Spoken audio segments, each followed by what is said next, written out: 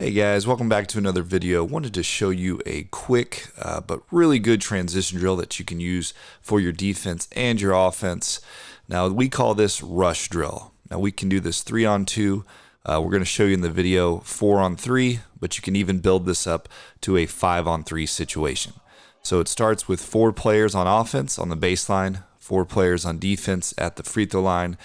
You may have seen a drill similar to this. What we do is we pass it to the baseline. The defender who is in front of that player has to run and touch the baseline. So for a short while, there's an advantage for the offense. There's a 4-on-3 in this case. But again, you can change this depending on your numbers or how many kids you have. It works really well if you build it up into a 5-on-3 situation. Now, whatever happens on the other end, make, miss, turnover, whatever, we have the team bring it back and transition to offense on the other end. Now we have 2 groups going here, so the next group will just hop out there and they'll go right away. Again, the keys to this drill, you want to make sure that your defense is talking, they're communicating, because again, they're at the disadvantage. So one guy's touching the baseline, they only have 3 back. It's really important that the defenders communicate, stop the ball early, and again, force extra passes so that they can recover. But on the flip side, it's a really good offensive drill because you're working on playing with an advantage. So you have just a split second to make quick decisions, make scoring plays while you have the advantage. So it's a really good way to work on fast break situations and players scoring at the end of breaks. Now we will keep score and make this a competitive drill. So each team will keep track of their score throughout this drill. You can play to a certain number. But another thing we like to add is losing points. So things like turnovers kill you in this drill. They kill you in games. So because the offense has an advantage, they should turn the ball over less and get better scoring opportunities. So we sometimes we'll add, maybe a turnover as a loss of 1 point, or you can add your own punishment, maybe make it for sprints at the end of the drill, but you really, really need to focus on less turnovers or lack of turnovers, because for the whole drill, the offense does have the advantage. So really do a good job of tracking turnovers during this drill. And if you stick around, we'll show you a variation that we change here in a little bit, where we don't have a player necessarily touch the inline, but we throw a little different alignment within the drill that does a really good job of creating a more fast break-like situation for your players. So again, sometimes it's hard to simulate in drills, but the way that we adjust it does a really good job of giving the offense an advantage still, but it does allow the defense to recover like it would be in a fast break situation. I believe we got that. I got it from one of our assistant coaches, Coach Young. Shout out to him. And he went and visited a few colleges down in Florida, and I think he was able to see a junior college down there do this drill, but in a different way. So again, I think all good coaches take things that they see from other places. I mean, obviously, there's guys watching these videos right now, but take things from other coaches and learn from them, and you can still adjust the drills to fit your team or your skill level.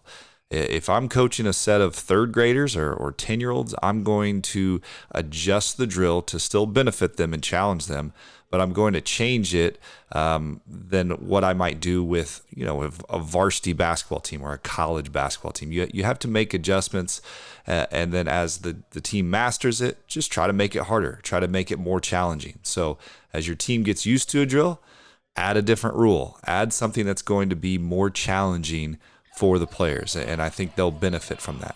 And like I always say, try to make your drills as game-like or game-like situations as you can. So this is a great way to really force the hand and make it a fast break drill or transition drill.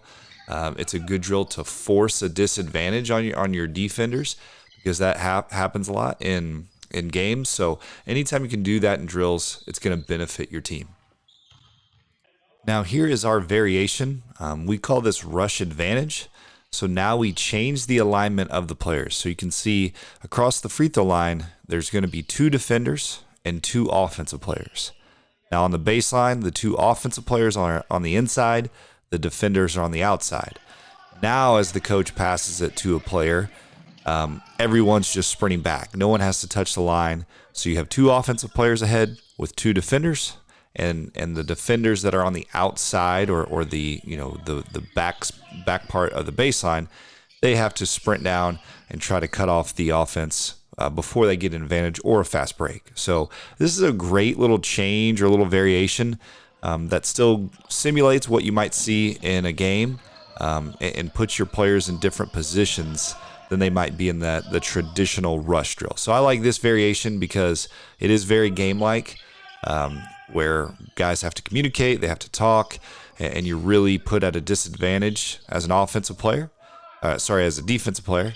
So again, it's a really good drill to work on those things like transition offense, transition defense, communication. It is a good conditioning drill too. Don't underestimate that. This is a lot of running. It's a lot of back and forth. It's a quick pace drill.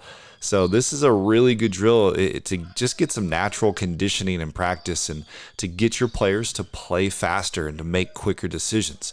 Often coaches talk about wanting to play faster, and you have to practice faster. You have to teach your players to be able to play fast and to make good decisions. Everybody wants to play fast, but if your players are turning it over and shooting quick shots that are really bad and shooting low percentage plays, and then you may not want to play fast. This may be a good drill just to see how your team responds to that type of play, and vice versa. This is a great drill to use when you're getting ready to play a team that might be more athletic or quicker than you, that's going to play faster than you, and you want to work on, hey, we're going to be at disadvantages at times when this team's on a fast break. This team, they play fast. We have to work on getting back, or there may be situations where we have 3 back and they got 4 guys, or vice versa. We have to learn how to play at a disadvantage and prevent easy shots. We want to prevent the layups. We want to prevent the wide open shots.